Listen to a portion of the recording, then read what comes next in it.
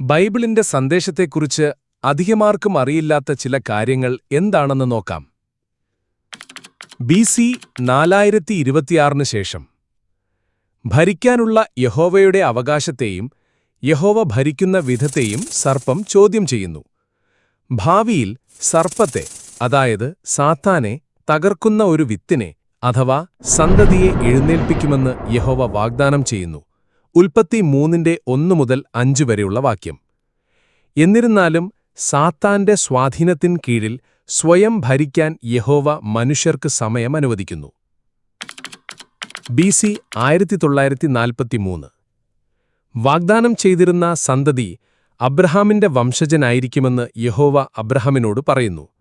ഉൽപ്പത്തി 22:18 ബി.സി. 1070 ശേഷം വാഗ്ദാനം ചെയ്തിരുന്ന സന്തതി ദാവീദ് രാജാവിന്റെയും മകനായ ശലോമോന്റെയും കുടുംബ പരമ്പരയിലൂടെ വരുമെന്ന് യഹോവ അവർക്ക് ഉറപ്പു നൽകുന്നു.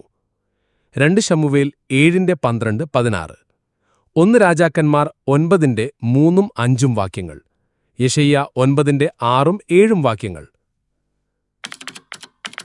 എ.ഡി. 29 ദാവീദിന്റെ സിംഹാസനത്തിന്റെ അവകാശിയായ വാഗ്ദാനം ചെയ്തിരുന്ന സന്തതി യേശുവാണെന്ന് യഹോവ വെളിപ്പെടുത്തുന്നു.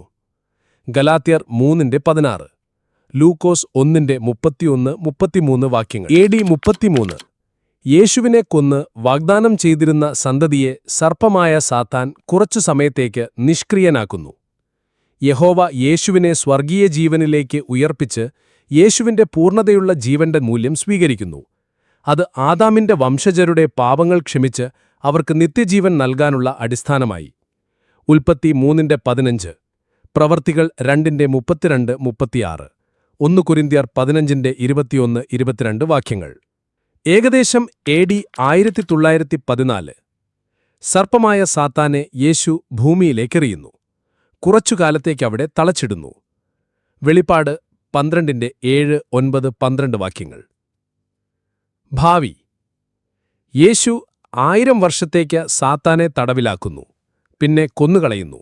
അങ്ങനെ സാത്താന്റെ തല തകർക്കുന്നു. ഭൂമിയെയും മനുഷ്യരെയും കുറിച്ച് യഹോവയ്ക്ക് തുടക്കത്തിലുണ്ടായിരുന്ന ഉദ്ദേശം നിറവേറുന്നു. ദൈവനാമത്തിന് വന്ന നിന്ദ നീക്കുന്നു. ദൈവം ഭരിക്കുന്നതാണ് ഏറ്റവും മികച്ചതെന്ന് തെളിയുന്നു. വെളിപ്പാട് 21:3-4 വാക്യങ്ങൾ.